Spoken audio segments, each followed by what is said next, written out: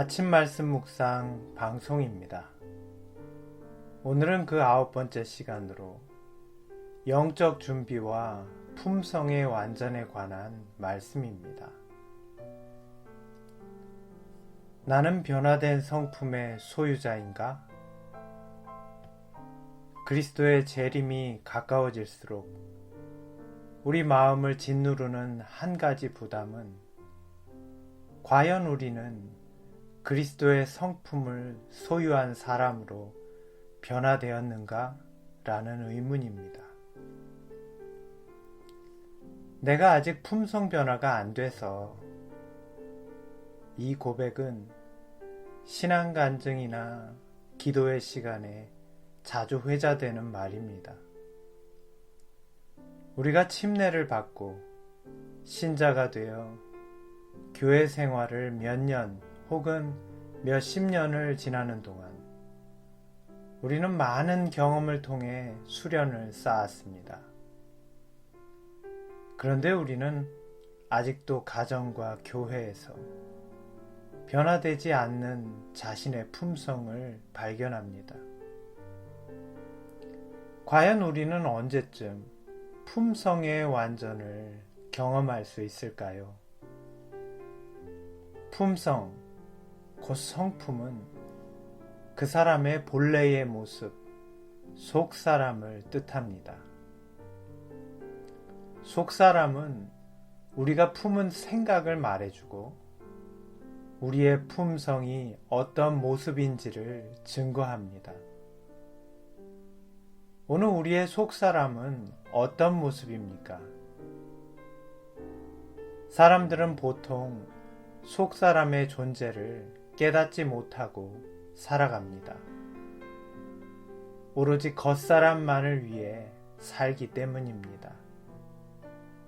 겉을 치장하고 꾸미는 일에만 모든 노력을 기울입니다.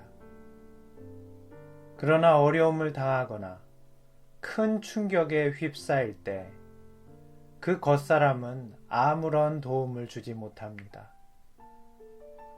절망에 빠져 무너져버린 자신을 발견하고 나서야 자신의 속사람이 형편없음을 깨닫게 됩니다.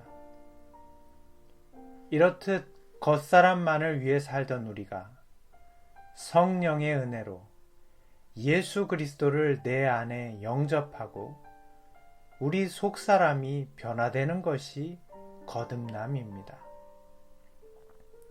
베드로후서 1장 4절에는 이렇게 말씀하고 있습니다. 너희로 정욕을 인하여 세상에서 썩어질 것을 피하여 신의 성품에 참여하는 자가 되게 하려 하셨으니. 여기 참여하는 자라는 말은 동역자라는 의미입니다. 우리를 거듭나게 하시고 우리 안에서 품성이 되신 예수 그리스도의 동역자로 살게 된다는 뜻입니다. 그러므로 품성의 변화는 내 안에 있는 예수 그리스도의 품성을 깨닫고 순종하는 삶으로 우리가 변화되는 것을 말합니다. 영감의 증언에는 이렇게 말합니다. 품성의 변화, 곧 진노의 자식이 하나님의 자녀가 되게 하는 것은 하나님의 아들을 믿는 믿음 때문인 것이다. 그는 사망에서 생명으로 나아가게 되며 신령하게 되어 신령한 사물들을 분별한다. 하나님의 지혜는 그의 정신을 일깨워주며 하나님의 율법의 기이한 이치를 바라보게 될 것이다. 또한 그에게는 이해력이 크게 증가하게 된다.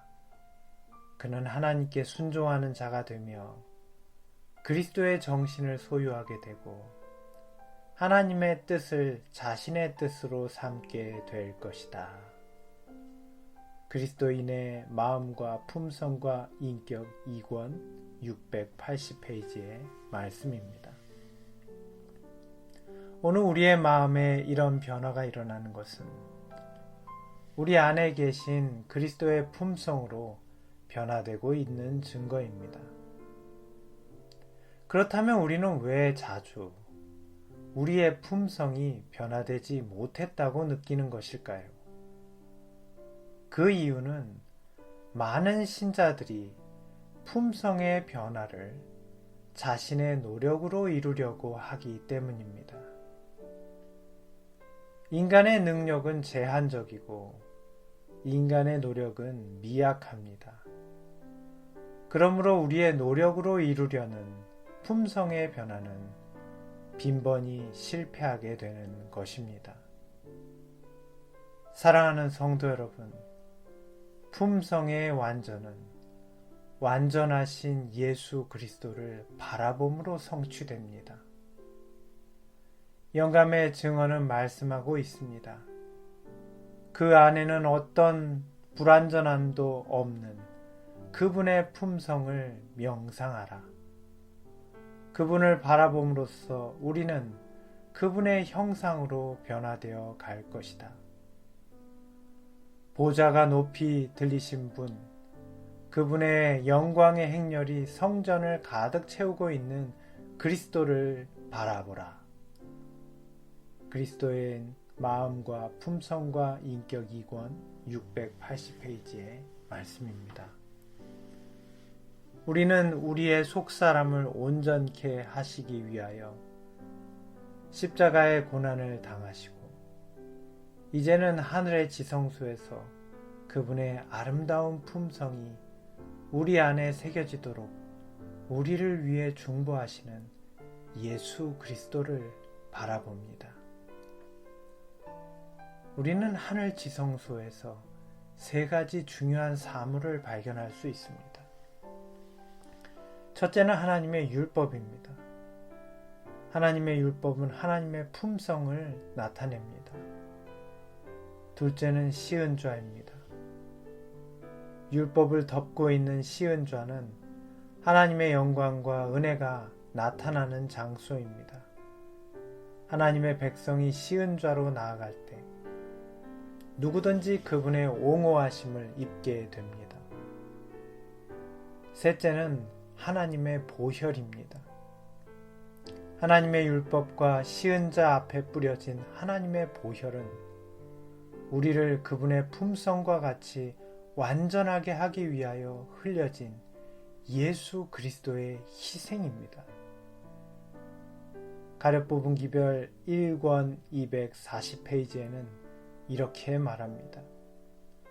그리스도의 영광은 당신의 품성의 사본인 율법 가운데 나타났으며 인간이 주님과 같은 형상으로 화할 때까지 주님의 변화케 하시는 능력이 영혼을 감동시킬 것이다.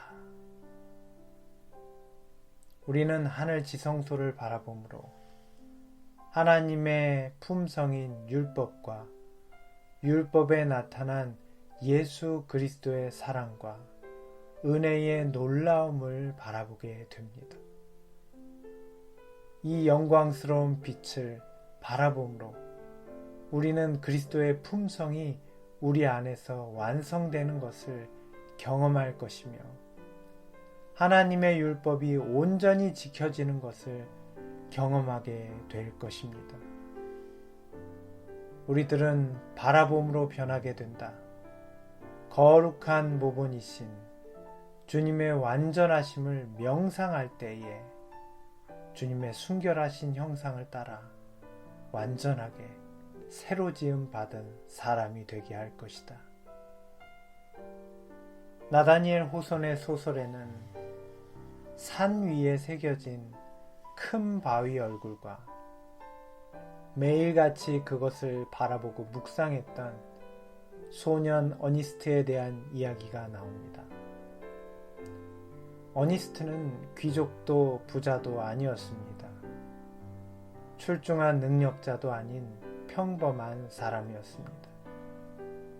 그러나 그런 그에게 있던 한 가지 특별함이란 변함없이 산 위에 새겨진 인자한 모습의 큰 바위를 묵상하며 그러한 사람으로 살기를 소망하고 그 성품을 묵상하는 것이었습니다. 어느 날 노년의 그를 발견했던 그 마을의 모든 사람들은 깨닫게 되었습니다. 어니스트의 얼굴이 큰 바위 얼굴처럼 변했다고 말입니다. 믿음의 주요 또 온전케 하시는 이인 예수 그리스도를 바라보자. 저는 그 앞에 있는 즐거움을 위하여 십자가를 참으사 부끄러움을 개의치 아니하시더니 하나님의 보좌 우편에 앉으셨느니라. 히브리서 12장 2절의 말씀입니다. 사랑하는 성도 여러분, 우리 안에 계신 예수 그리스도의 품성을 깨닫고 매일같이 예수 그리스도를 바라보시기 바랍니다. 하늘 지성소에서 하나님의 율법에 새겨진 예수 그리스도의 놀라운 희생과 속죄를 깨달으시고 하나님의 율법이 내 마음에 새겨지는 경험을 하십시오.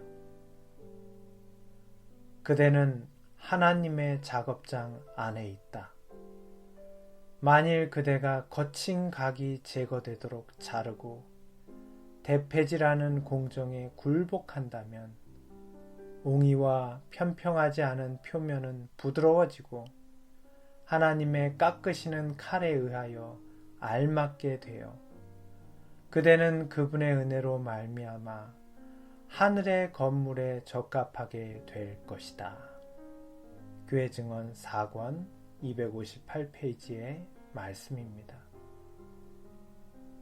오늘의 기도 제목은 마지막 때를 살아가는 우리가 하늘의 중보자이신 예수 그리스도를 바라보고 그분의 아름다운 품성이 새겨지기를 기도하시기 바랍니다.